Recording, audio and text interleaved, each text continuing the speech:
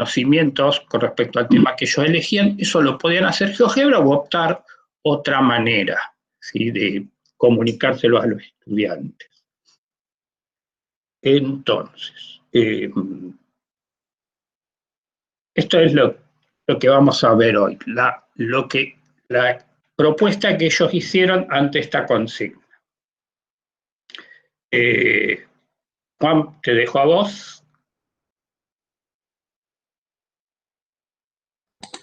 Está silenciado, Juan. No te escuchamos, Juan.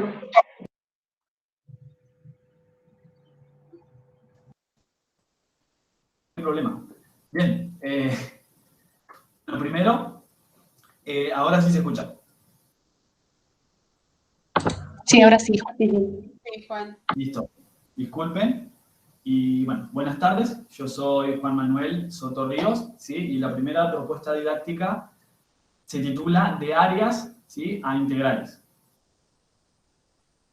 Bueno, la propuesta didáctica cuenta con un problema disparador, ¿sí?, que es a través del cálculo de áreas de figuras planas. Cuenta con un contenido teórico, que es la integral definida, ¿sí? Luego hay actividades que hacen que el alumno permita poner en práctica lo aprendido en el contenido teórico. Y por último se presenta una calculadora de integrales hecha en GeoGebra. Bien, de áreas integrales tiene como objetivo, ¿sí?, comprender la interpretación geométrica de una integral definida, ¿sí?, y aplicarla para calcular el área bajo curvas planas. Y como conocimientos previos, se requiere que el alumno sepa las fórmulas, ¿sí?, de áreas de figuras planas y tenga algunos conceptos y propiedades sobre sumatorias, límites, ¿sí?, y sepa resolver integrales indefinidas, ¿sí? Bien. Entonces, ahora vamos al archivo de GeoGebra. Se voy a preguntar, ¿sí?, por las dudas, si se ve la ventana de GeoGebra. Sí, se ve. Sí, Juan. Sí, Juan, se ve. Perfecto. Bien. Entonces, la actividad inicial, ¿sí?, es calcular el área de un trapecio, ¿sí? Se puede ver fácilmente cuáles son las dimensiones, ¿sí?, de los lados de este trapecio. Y bien podrían aplicar la fórmula para calcular el área de un trapecio, o bien la podemos dividir en un triángulo y un rectángulo, o de la manera en la que puedan calcular el área, ¿sí? La actividad no te deja continuar si no escribís el resultado, ¿sí?, que en este caso el área de este trapecio es de 45. Una vez que se pone la respuesta correcta, ¿sí?, el archivo te permite seguir avanzando y te propone una nueva actividad, ¿sí?, que es calcular el área de esta figura, ¿sí?, donde tiene 3 lados que son segmentos de recta y un lado que es una parábola, ¿sí?, un segmento de parábola. Bien, el alumno, ¿sí?, no debería contar con los conocimientos para calcular el área de esta figura, ¿sí?, por lo tanto aquí se genera un conflicto, ¿sí?, y una necesidad de contenido, de aprender un contenido nuevo. Si se puede escribir la respuesta correcta, ¿sí?, pero de todas formas el programa te permite continuar. Bien, entonces, de la actividad anterior, ¿sí?, se hace que el alumno necesite generar nuevo conocimiento. Y eso es lo que se hace a continuación. Lo primero es deducir la fórmula, ¿sí?, para el área de un triángulo, ¿sí?, que para esto lo que vamos a hacer es, tenemos un triángulo, ¿sí?, un triángulo rectángulo, cuya base es B y la altura es H. Se realiza una partición de B, ¿sí?, de la base. No solo es una partición, ¿sí?, regular, es decir, la longitud de cada partición, de cada subintervalo, ¿sí?, es siempre la misma. en este caso es B, que es la longitud de la base, sobre N, que es la cantidad de particiones, la cantidad de subintervalos. Luego, la altura de cada rectángulo, ¿sí?, la vamos a tomar a partir del extremo superior de cada uno de los subintervalos en el que dividimos la base. ¿Sí? Bueno, por triángulo semejante o por función lineal, que es f de x sería la hipotenusa de este triángulo, vemos que la altura, ¿sí?, es decir, el valor de, en este caso, i de la hipotenusa en el intervalo, en el extremo superior del intervalo, es h sobre n por i, donde i es el subintervalo, ¿sí? Tenemos el 1, 2, 3, ¿sí?, sucesivamente hasta n. Bien. Entonces, el área, ¿sí?, de cada uno de estos rectángulos es la base, que es delta x, que es b sobre n, por la altura, que es f de x sub i, ¿sí?, que es h sobre n por i. Entonces, ¿sí?, el área que buscamos nosotros, que es el área del triángulo, es aproximadamente la suma de todos estos rectángulos, ¿sí? Y según definimos anteriormente, ¿sí?, tenemos que delta x es b sobre n y f de x, y la altura de cada rectángulo, es h sobre n por i, ¿sí? Si trabajamos algebraicamente esta expresión, ¿sí?, tenemos que nos queda b por h sobre n cuadrado por la sumatoria de i desde i igual a 1 hasta n, ¿sí? Esto es la suma de los primeros n números naturales, ¿sí? Tenemos una formulita para esta sumatoria, ¿sí?, que reemplazamos, que es n por n más 1 sobre 2, ¿sí? Si volvemos a trabajar algebraicamente, si lo acomodamos, nos queda que el área es aproximadamente la base por altura sobre 2 por, ¿sí?, 1 más 1 sobre n. ¿Sí? Bien, esto es una aproximación del área. Ahora, si lo que hacemos es aumentar el número de particiones, ¿sí?, lo hacemos tender a infinito, ¿sí?, aplicamos el límite cuando n tiende a infinito. ¿Sí? Por propiedades de los límites, lo que es constante lo podemos extraer, y este límite es fácil comprobar de que da por resultado 1.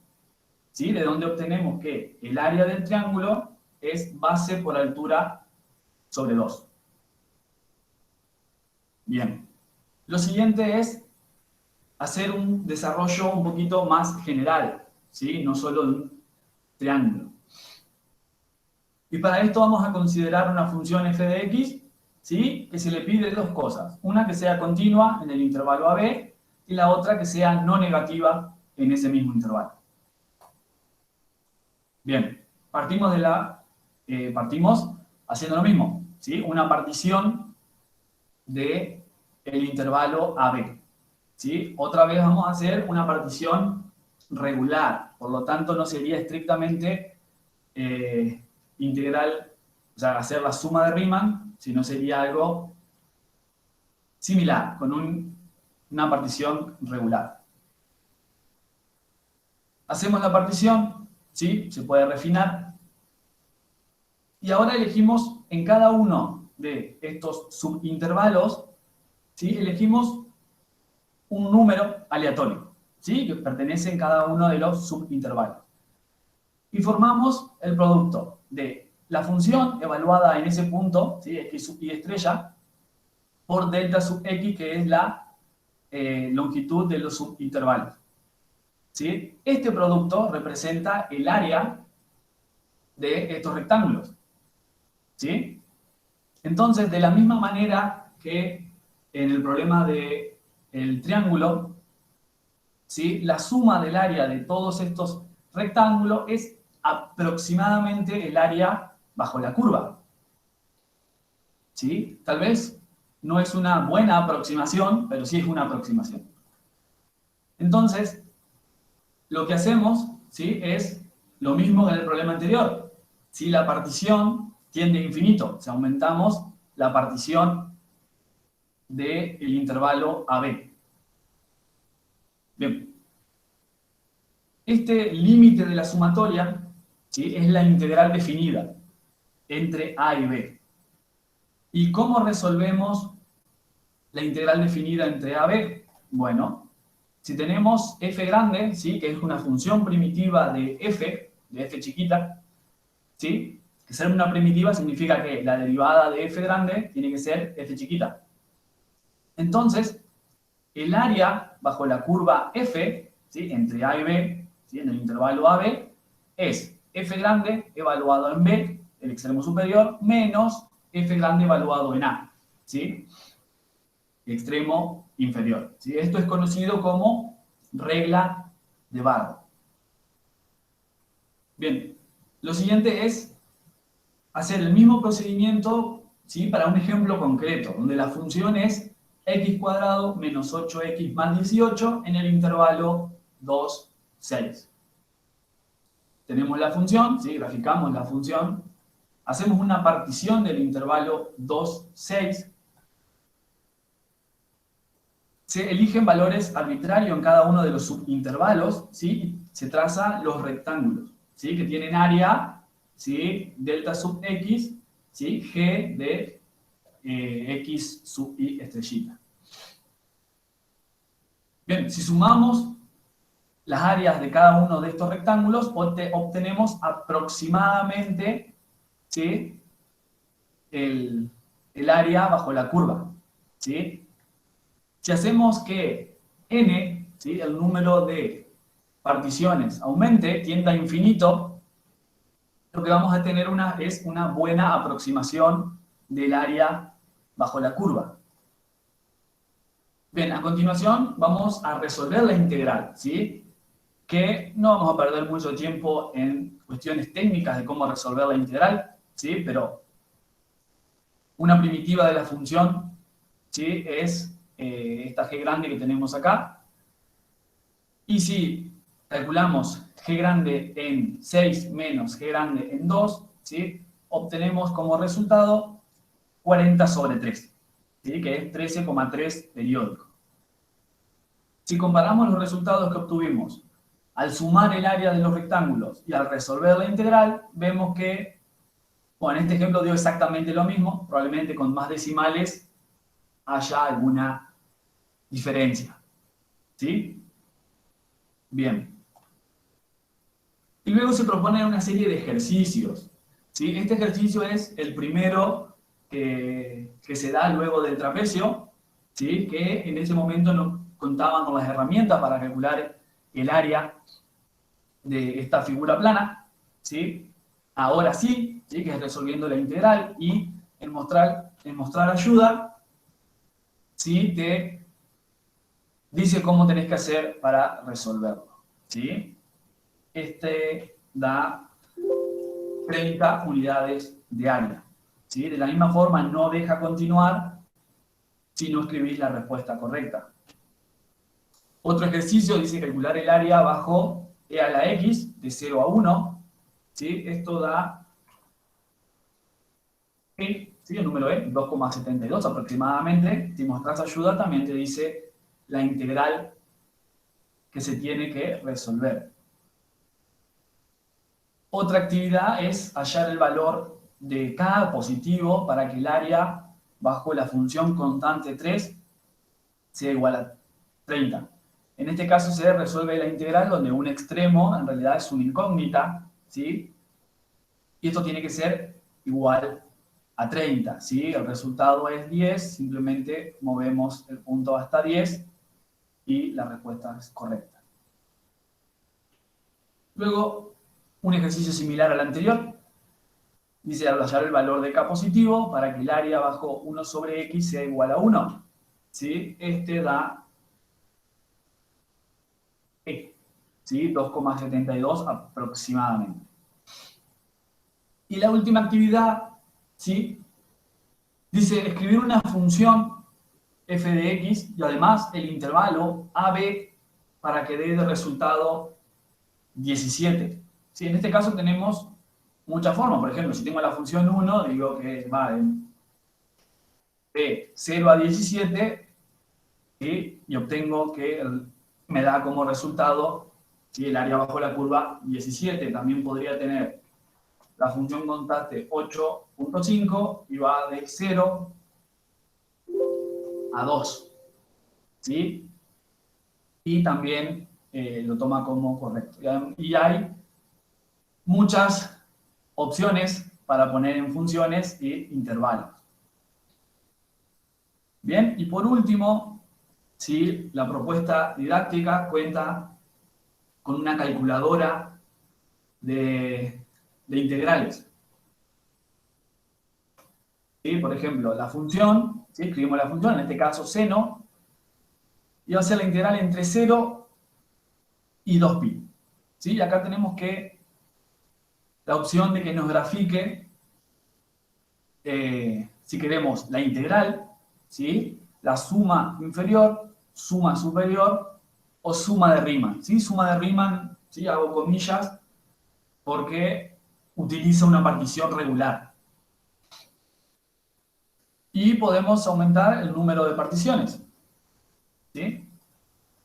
Y podemos ver, acá abajo están los valores de la integral, de la suma inferior, la suma superior y la suma de Riemann. Y podemos ver cómo cuando aumenta el número de particiones, ¿sí?, todos los valores convergen al mismo valor. ¿Sí? En este caso la integral del seno entre 0 y 2pi es 0. ¿Sí? También podemos poner valores en donde la función sea discontinua. ¿Sí? Que en este caso la integral diverge, ¿sí? Entonces la integral pone diverge, y la suma superior da un número grande, ¿sí? En este caso podemos encontrar cosas extrañas en sumas superior, inferior y de Riemann, ¿sí?, pero la integral diverge. ¿Sí? Entre 0 y pi. También da 0. Bien, y eso es todo, ¿sí?, de la propuesta didáctica de áreas a integrales.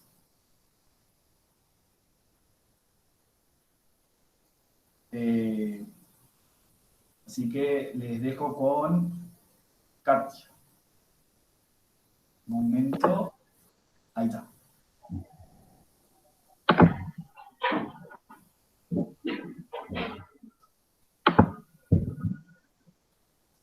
Hola, ¿qué tal? Buenas tardes. Bueno, mi nombre es Katia. Estoy intentando compartir la pantalla. Me avisan cuando se vea.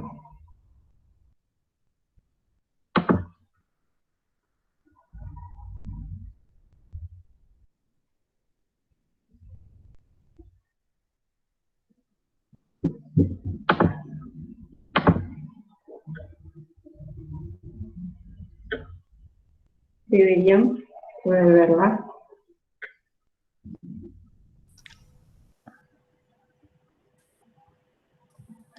Ahora se ve, Katy.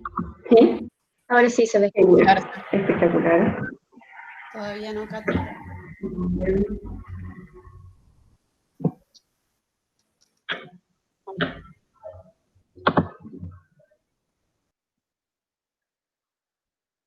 ¿Sí? ¿Ven ahí? Sí, sí. Genial. Sí, sí. Bárbaro. Bueno, como les decía, mi nombre es Katia. Mi propuesta didáctica para esta cátedra de informática se denomina Completando Cuadrados. ¿Sí? Bueno, mi propuesta, lo anuncia un poquito el nombre, ¿sí?, el título, es una propuesta justamente que está dirigida a alumnos del tercer año del ciclo básico común, ¿sí? Está dada justamente para secundario. Esto según el diseño curricular de educación Entre Ríos. Bueno, la propuesta, como bien comentaba Gerardo al principio, y también mencionaba Juan, cuenta con 3 partes, un problema disparador, ¿sí? O un problema inicial, un desarrollo teórico, y práctica o aplicaciones de este nuevo tema o de este nuevo contenido a enseñar. Bueno, primero el problema disparador tiene un objetivo, ¿sí? Que cuenta justamente con una actividad donde se deben factorizar trinomios cuadrados perfectos. Pero el problema sí surge, la problemática, cuando se presenta un polinomio que no es un trinomio cuadrado perfecto. Es decir, hasta el momento los alumnos no tienen los conocimientos, no cuentan con los conocimientos previos para poder resolverlo. Entonces, de esta manera se introduce, como teoría, ¿sí?, el tema métodos para completar cuadrados. Bien, entonces voy ahora a compartirles porque lo hicimos directamente desde GeoGebra.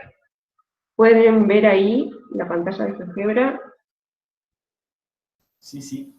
Sí, se ve. Perfecto. Bien, bueno, este es el problema disparador, ¿sí?, la actividad inicial. Sí se ve. Que dice factorizar los polinomios de la siguiente lista. Si la desplegamos,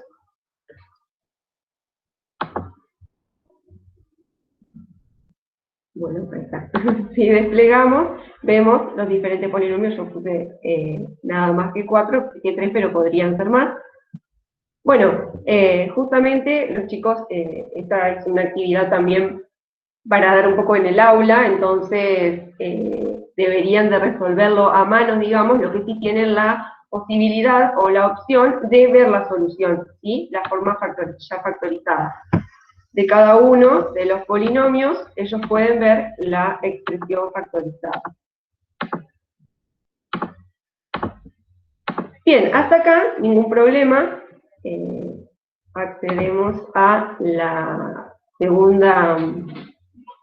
bueno, perdón, disculpen, pero antes, sí, también se les muestra en la misma actividad de GeoGebra otra forma para poder obtener la forma factorizada del polinomio, ¿sí?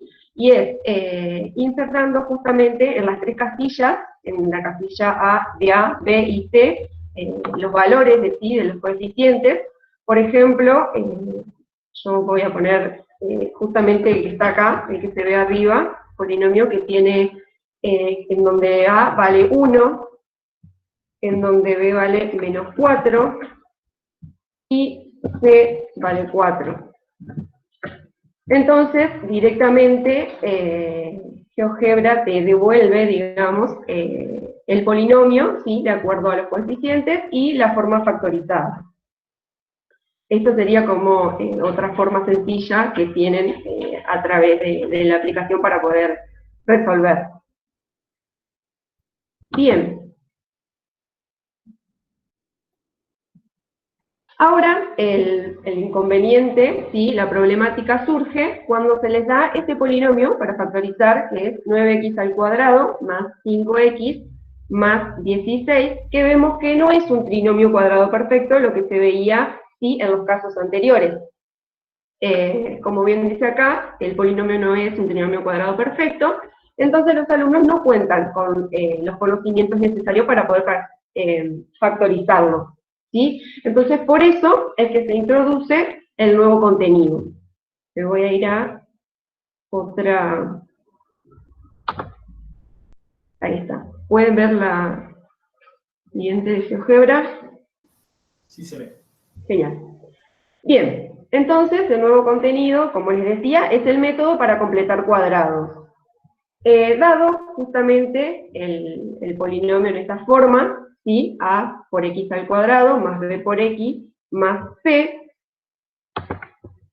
lo que se hace es extraer factor común, ¿sí?, A, y hay dos, digamos, la definición, ¿sí?, o la explicación se da tanto de manera analítica como gráfica. Por eso observamos que debajo de cada uno de los términos, ¿sí?, debajo de cada uno de los términos vemos las figuras que corresponde a cada uno de ellos. Fíjense que el primero tenemos un cuadrado que pertenece a x cuadrado, ¿sí? Es decir, es el área, ¿sí?, del lado x, el cuadrado del lado x. El segundo tenemos un rectángulo del lado x y del lado b sobre a, ¿sí? Y el tercero, 1 y el otro lado es c sobre a. Digamos que representa gráficamente cada uno de los términos. Luego, como lo que justamente hay que hacer es completar un cuadrado, ¿sí? Lo que se hace es, bueno, dividir, voy a volver uno para atrás, para mostrar algo. Como hay que completar un cuadrado para lograr justamente el trinomio cuadrado perfecto, se puede observar que el primer cuadrado tiene un lado x y el rectángulo también tiene un lado x. Entonces se divide en dos, digamos, el rectángulo que en este caso está en verde, ¿sí? Y se ubica de forma que se forme un único cuadrado. Y como claramente se puede observar, se necesita, digamos, un pequeño cuadradito que de lado debe tener b sobre 2a. Entonces, eso, perdón, me fui para atrás. Eso es lo que se hace en la siguiente. Se completa el cuadrado, ¿sí?, justamente con ese término que faltaba. B sobre 2 por A al cuadrado, es el área, digamos, del cuadradito. Lo mismo que se hace gráficamente, hacemos en la ecuación. Sumamos el término B sobre 2A elevado al cuadrado y lo restamos, obviamente, para no tener modificaciones. Y como vemos, lo que buscábamos era justamente obtener el trinomio cuadrado perfecto, que lo reducimos a un binomio, ¿sí? Un binomio cuadrado. Bien, luego multiplicamos, ¿sí?, miembro a miembro por A, o aplicamos propiedad distributiva, y cancelamos. Obtenemos esta fórmula, ¿sí?, que se denomina forma canónica. Esta es la teoría, digamos, del método de completar cuadrados. Este método se les va a mostrar a los alumnos que tiene dos aplicaciones. Una de las aplicaciones en la que se usa justamente la forma canónica, ¿sí?, es para hallar el vértice de una parábola. Claramente podemos ver que podemos obtener x del vértice e y del vértice, ¿sí?, donde x del vértice es menos b sobre 2a, e y del vértice es c menos b al cuadrado sobre 4a. Son las coordenadas, ¿sí?, del vértice de una ecuación cuadrática, una parábola.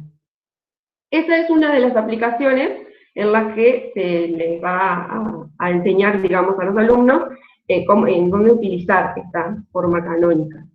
Y otra es la solución de una ecuación cuadrática. De esta misma forma canónica podemos despejar x y lo que hacemos es hallar la fórmula resolvente, ¿sí? Se despeja x y se obtiene la fórmula resolvente. Esta sería como la teoría, ¿sí?, de esta propuesta didáctica, y por último se pone en práctica con una serie de ejercicios. En el primer ejercicio, los alumnos deben completar cuadrados, ¿sí? A ver si... Completar cuadrados, bueno, acá, una vez que lo hacen y ponen la opción correcta, les da, ahí está, les da la posibilidad de avanzar al siguiente ejercicio. Y vemos que si ponen una opción que no es la correcta, no pueden avanzar. La tercera tampoco es la correcta. Bien, avanzamos. En el segundo es lo mismo, justo ya estaba cliqueada la correcta. Y en el tercero lo mismo. Vemos que si no, no se puede avanzar. Bien, en el ejercicio número 2, justamente lo que deben hacer es una de las aplicaciones que habíamos visto, que era hallar el vértice, ¿sí?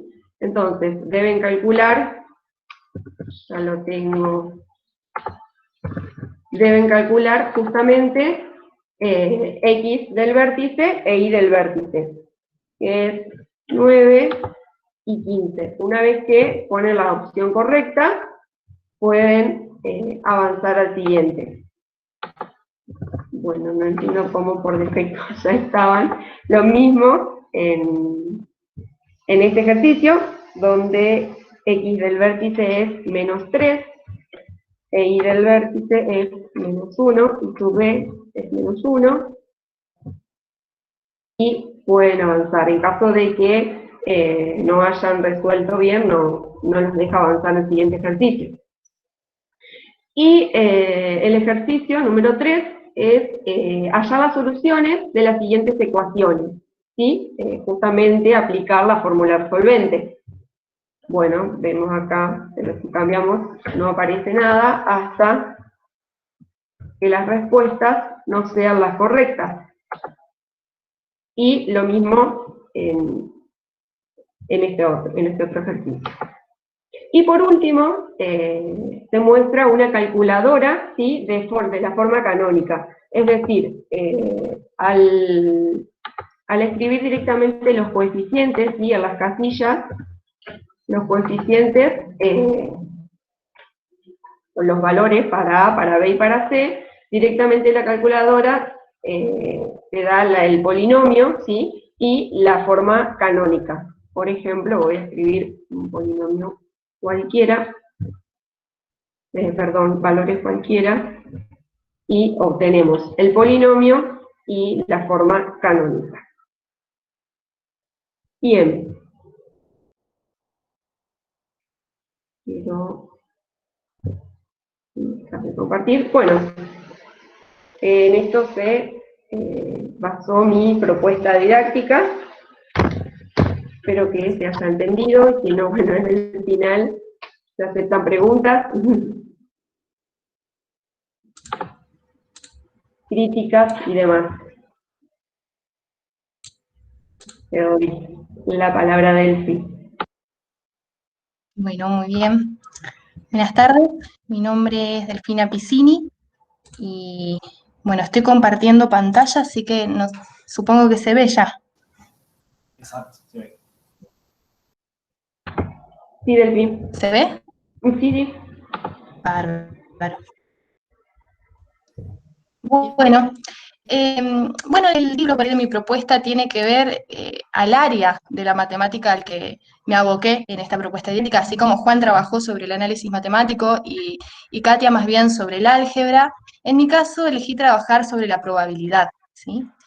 En realidad la propuesta didáctica que presenté como trabajo final de Informática 2 se enmarca más bien en los contenidos de segundo año del ciclo básico común, según el diseño curricular de la provincia de Entre Ríos, ¿sí? Entendiendo entonces que ya para ampliar el horizonte del estudiante en cuanto a la probabilidad. Dentro del recorrido, ¿no? de esta propuesta didáctica, planteo un problema disparador, ¿sí? que utiliza lo que es el método de Monte Carlo. Este método es una herramienta utilizada para áreas, más bien de una forma un tanto peculiar, ¿no? Pero bueno, utiliza la probabilidad quizá como herramienta para el cálculo de áreas. Y a eso voy a hacer referencia, pero a la inversa, ¿no? Utilizo el método Monte Carlo para conducir a la probabilidad. Luego, un desarrollo teórico, ¿sí? En donde necesitamos que los estudiantes construyan una idea que les permita entender cómo calcular la probabilidad del evento unión y del evento intersección por medio de la regla de la adición y del producto, distintas actividades en realidad de aplicación, con elementos muy comunes, ¿no? Cuando uno trabaja por ahí con la probabilidad de forma tradicional quizá, que son, bueno, los dados, las monedas, las cartas, todas estas cuestiones que nos remiten al azar de pronto. Y por último, un problema de cierre, ¿sí? Hace referencia al problema de Monty Hall, quizá conocido para algunos que hayan visto la película Blackjack, ¿sí? Bueno, entonces, antes de esto, GeoGebra.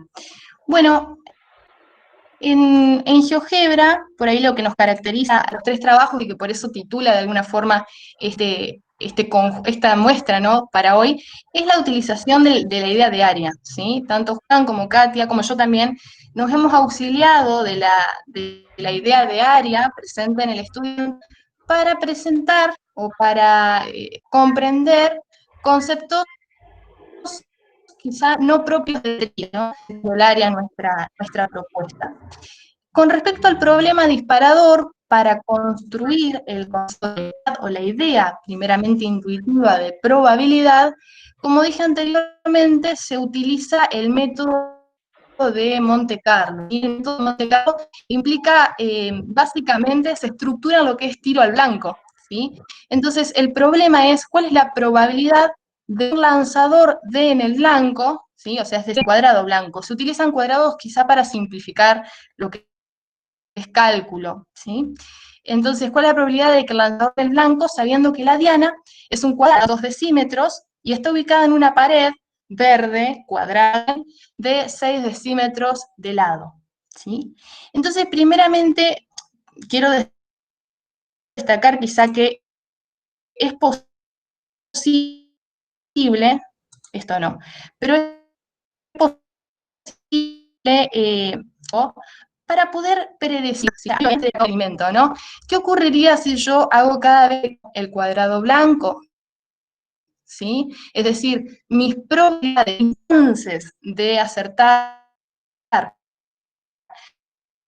crecerán o disminuirán. ¿Sí? ¿Qué sería acotar la pared? ¿Sí? Si pudiera disminuir la pared. Entonces, bueno, yo moví esto simplemente para probar, ¿sí? Esta es digamos, la herramienta con la que contamos para pensar en cómo el área, de alguna forma, estaría influyendo muy fuertemente en las chances de acertar. Entonces se da inicio a lo que es el método de Monte Carlo, ¿no? Es decir, comienzo a tirar aleatoriamente, de hecho, que nos viene puntos rojos, y de esta forma la idea es que, bueno, cada vez que yo repito, digamos, cada vez que hay más tiros, entonces es más exacta la estimación que yo puedo hacer,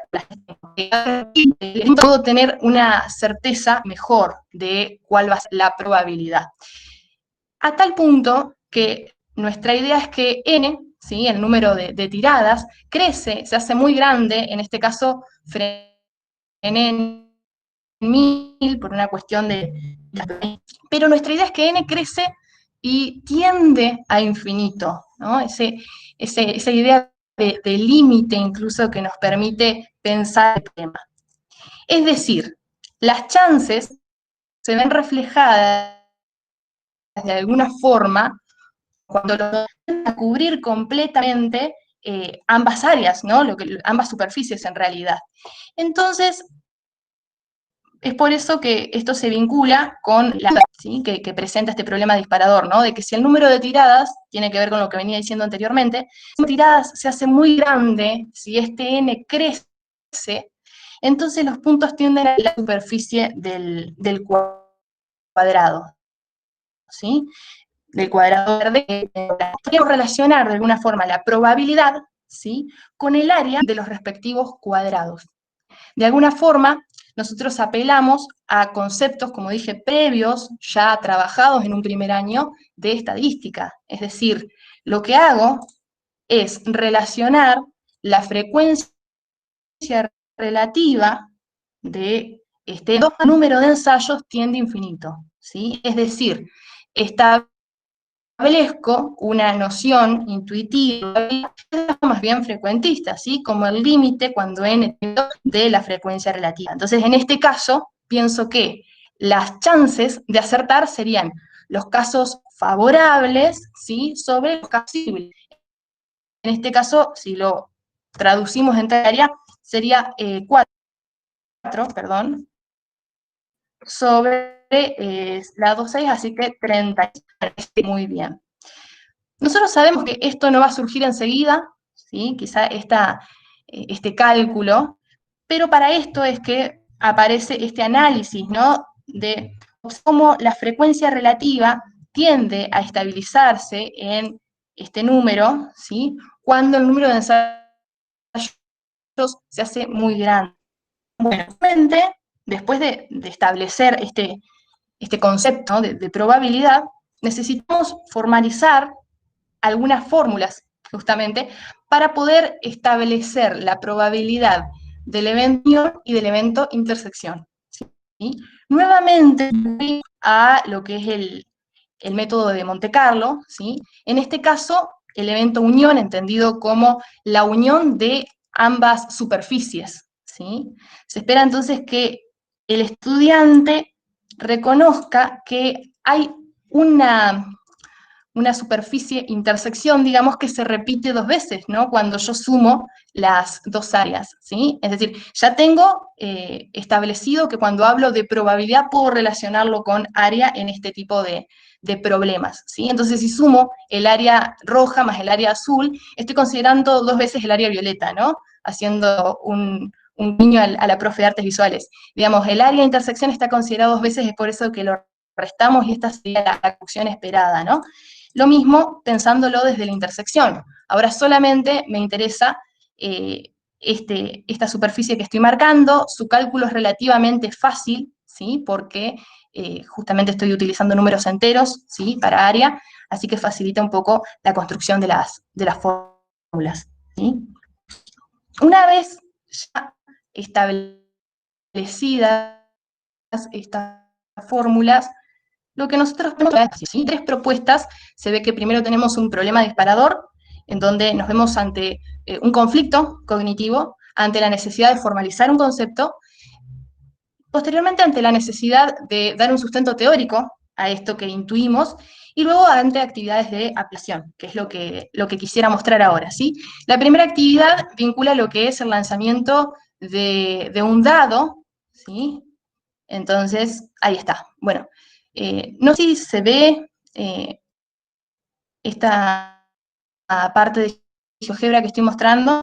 Los participantes, ¿escucha bien? ¿Se ve? Sí, Delphi, se ve bien. Ah, perfecto. Ah, bueno, perfecto. Bien, entonces, bueno, este primer problema, ¿no? Trata de emular el lanzamiento de un dado, con algunas preguntas, obviamente, para el análisis, como por ejemplo, ¿cuál es la probabilidad de que se obtenga número par? ¿Cuál es la probabilidad de que se obtenga número impar? Estas preguntas involucran la aplicación de las fórmulas antes vistas, ¿sí? Necesito reconocer primero la aparición de una unión, ¿sí? Y también poder aplicar las distintas fórmulas para el evento intersección de cada una de estas situaciones. Bueno, algo que quería comentar es que lo que va apareciendo en cada una de las análisis de la frecuencia, ¿sí? Es decir, cuando los lanzamientos se hacen cada vez mayores, ¿sí? La idea es que observemos cómo primero calcular la probabilidad, ¿sí? A priori, y ver cómo la frecuencia relativa tiende a ese número, el número de lanzamientos se hace cada vez mayor. Entonces, la actividad que sigue tiene que ver con el lanzamiento de una serie de algunas preguntas a los estudiantes que tienen que ver con el análisis de la unión y de la intersección de estos eventos. Y finalmente, la última actividad de aplicamiento, pero ahora de 3 cartas, ¿sí? En donde estas preguntas requieren por ahí la respuesta de los estudiantes, ¿sí? En donde, bueno, por ejemplo, ¿cuál es la probabilidad de obtener el as de espada? En este sentido hay que tener ciertas consideraciones, ¿no? Como por ejemplo, que uno es mano y que se reparten las 3 cartas seguidas, porque si no, ya entraríamos en un montón de factores a considerar que hacen muy dificultoso el cálculo de la probabilidad, ¿no? Es decir, si es alternado, y quién empieza, quién es mano, porque es como que ya debería empezar a considerar lo que le tocó al otro, ¿sí? Así que para simplificar la situación, se establecen estas condiciones iniciales, por así decirlo. Bueno, en el caso de que el estudiante responda correctamente, el programa mismo lo informa, ¿no? Bueno, y finalmente, eso es con respecto a las actividades de aplicación, ¿no? Y esta quizá también es una actividad de aplicación, pero que tiene una cuota de razonamiento extra, que es la que mencionaba en un inicio, ¿sí? Que es, bueno, la titulé Un trato para pensar, y se basa en un programa, en realidad en un desafío, en una actividad que se desarrollaba en un programa estadounidense que tuvo bastante éxito para la segunda mitad del siglo XX, y que en este programa había un apartado que se llamaba Let's Make a Deal, o sea, hagamos un trato, ¿sí? Entonces, Monty Hall era el presentador de este desafío, y es que por eso se le dejó el título de El problema de Monty Hall, ¿sí? No porque él sea matemático, no tenía ninguna relación con la matemática, pero sí era el que se caracterizaba por plantear este desafío. En este problema se le presentan 3 puertas, ¿sí? al participante. Es un programa, como digo, televisivo, se le presentan 3 puertas. Detrás de una de las puertas hay un auto, 0 kilómetro, y detrás de las otras 2 puertas hay una cabra en cada puerta, ¿sí? Obviamente uno prefiere llevarse el auto que la cabra. Entonces, lo que hace el presentador es preguntar al participante, en una primera instancia, cuál es la puerta que elige. Una vez que el participante eligió la puerta, lo que el presentador hace es mostrar, abrir una puerta que no tenga el auto y que no haya sido elegida por el participante, obviamente, si no terminaría ahí el juego. Y luego de mostrar entonces una puerta que contiene una cabra, le pregunta al participante si desea mantener su elección o si desea cambiarla, ¿sí? Con respecto a la primera. Entonces, antes de hacer un análisis de lo que conviene o de lo que no, desde la probabilidad, lo que se propone para un posible curso, ¿no? Como repito, estamos en un marco de segundo año, ¿sí? Estudiantes de segundo año, es bueno simular que estamos en este programa, ¿sí? Detrás de las puertas que no contienen el auto no va a aparecer una cabra en mi programita de GeoGebra, solamente va a aparecer el símbolo de conjunto vacío, ¿sí? Entonces, suponiendo que elegimos la puerta 2, ¿sí? Ay, perdón, elijo la puerta 2, entonces obviamente se va a mostrar una puerta que yo no haya elegido y que no contenga al auto, ¿sí? En este caso, la puerta 3. Entonces se me pregunta si deseo mantener la elección, volver a elegir la puerta 2, o si deseo cambiar de puerta, ¿sí? En este sentido, bueno, hay muchos que piensan que es indistinto, ¿sí? Hay muchos que piensan que en realidad esto es una trampa, ¿sí? O sea, psicología inversa, ¿no? Es una trampa del presentador preguntarme qué es lo que quiero porque quiere que cambie, entonces me voy a mantener en mi elección. Bueno, si nos mantenemos en la elección, bueno, vemos que en este caso la puerta que contenía el auto era la primera, justo la que no habíamos elegido. Volvemos a jugar, vamos a elegir de nuevo, si les parece, elegimos la puerta 2, y vamos a cambiar la elección, ¿sí? Nos muestra la puerta 1 que no contiene el auto y no la habíamos elegido, y vamos a cambiar, bueno, perdimos de nuevo, parece que estamos destinados a perder, ¿sí? Vamos a volver a jugar porque quiero llevarme el auto aunque sea una vez. Vamos a cambiar de puerta, bien, vemos que no están las chances de nuestro lado, bien, ahí gané cambiando de puerta, que era una de las que quería mostrar, ¿sí? ¿Por qué quiero mostrar esto? Lo ideal en un curso sería que probemos varias veces, ¿no? A ver qué es lo que ocurre, si tengo más posibilidades, más chances de ganar haciendo un cambio de puerta o manteniéndome, ¿sí? O sea que esa es la pregunta, ¿no? de este gran problema, de verlo desde la probabilidad, que es lo que debería ser. Bueno, si alguno ya ha tenido contacto con este problema, ya más o menos sabe, ¿sí? Qué es lo que conviene o no conviene hacer. Ahora, si primeramente hacemos un análisis, ¿no? desde la probabilidad, si yo no cambiara la elección, ¿sí? Si yo me mantuviera en la primera puerta que elegí, entonces la pregunta que me hace el presentador, en cierto punto, no me sirve, no me cambia la situación, porque voy a seguir eligiendo lo mismo. O sea que tengo una chance en 3, ¿sí? Volvemos a apelar al concepto de probabilidad. Casos favorables sobre los casos posibles, ¿sí? Tengo una chance en 3, un tercio, la probabilidad de acertar si mantengo mi elección. Ahora, vamos a analizar qué es lo que ocurre si cambiara la elección, ¿sí? Por simplificación, para el análisis, voy a suponer que siempre el auto, comienzo eligiendo yo la primera puerta, ¿sí? En realidad el análisis es análogo si yo eligiera la segunda puerta, ¿sí? Pero para simplificar voy a decir, bueno, yo siempre elijo la primera puerta cuando comienzo a jugar, ¿sí? Entonces, tenemos 3 casos, ¿sí? Que el auto esté detrás de la primera puerta, detrás de la segunda o detrás de la tercera. Entonces, vamos al primer caso, que el auto está detrás de la primera puerta, ¿sí? Entonces, yo elijo la primera, como dije anteriormente, esto está vidrioso simplemente porque esto lo desconozco, yo no sé que elegí la puerta ganadora, ¿no?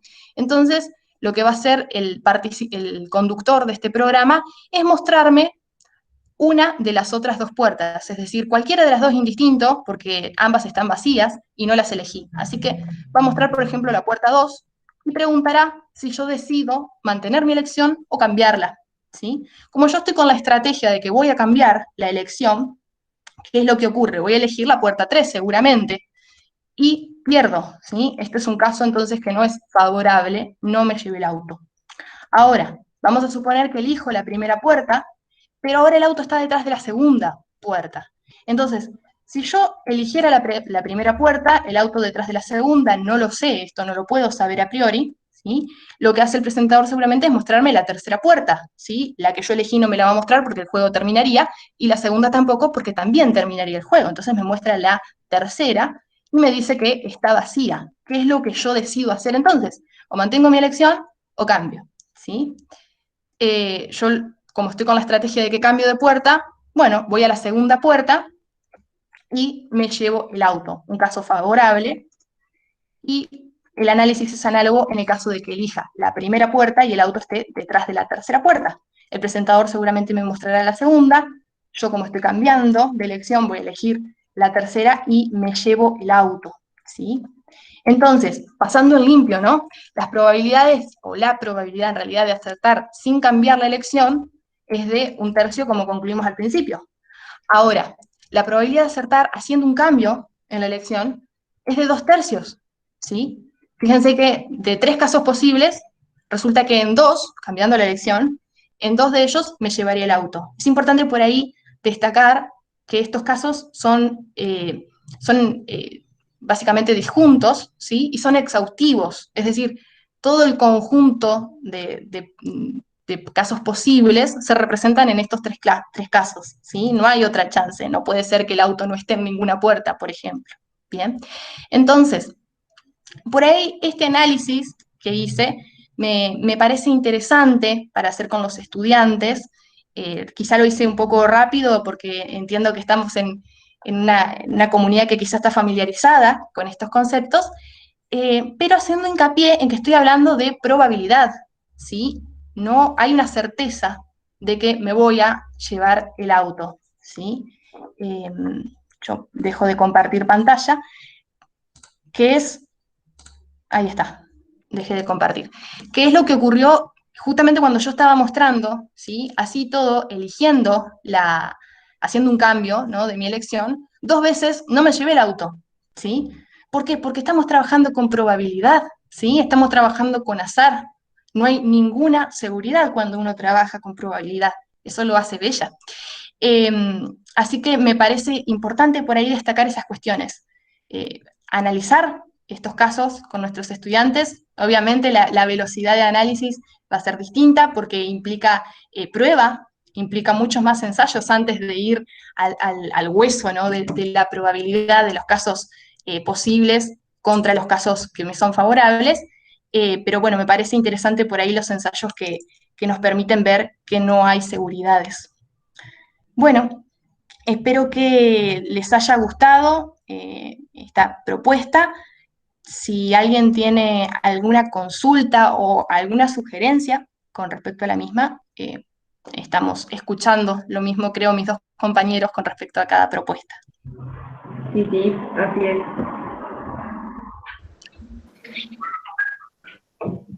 Todas las críticas son bienvenidas. Bueno, chicos, muchas gracias a los 3, Juan, Katia y Delphi, por su presentación. Y como bien dijo Delphi, abrimos el espacio por si tienen alguna consulta a cualquiera de los 3, pueden activar sus micrófonos o directamente escribir sus aportes o sus consultas en el chat. Así que dejamos un momentito por si quedó alguna duda. Muchas gracias, chicos.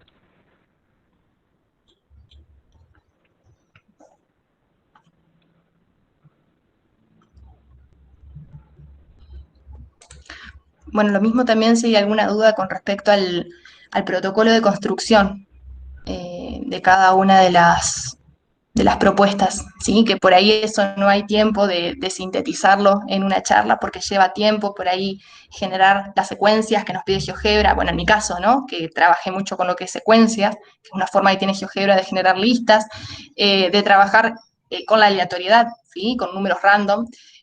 Así que si hay alguna consulta o si alguien está interesado en el protocolo de construcción de las actividades, también nos lo puede decir porque se puede enviar todo Sí, por mail. Podemos enviar por mail.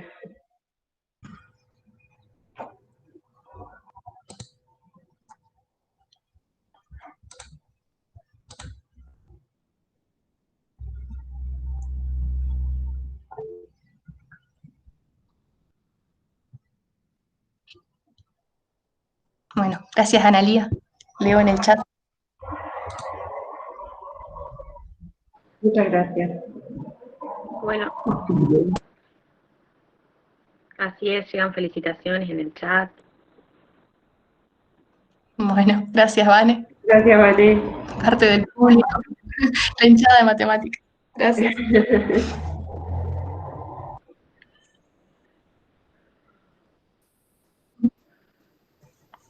Gracias. Bueno, si nadie tiene ninguna consulta y demás, nuevamente de la facultad, chicos, les agradecemos, tanto a ustedes como al profe Gerardo, por esta propuesta de didáctica en matemática específicamente, así que les agradecemos su participación esta tarde y damos por finalizada la charla. Bueno, muchas gracias a todos por asistir. Sí, Gracias a gracias. ustedes Es también. importante verlos acá. Bueno, nos vemos. Bueno, hasta luego. Chao, gracias. Chao, gracias. Gracias. Chau, chau. Hasta luego. Adiós.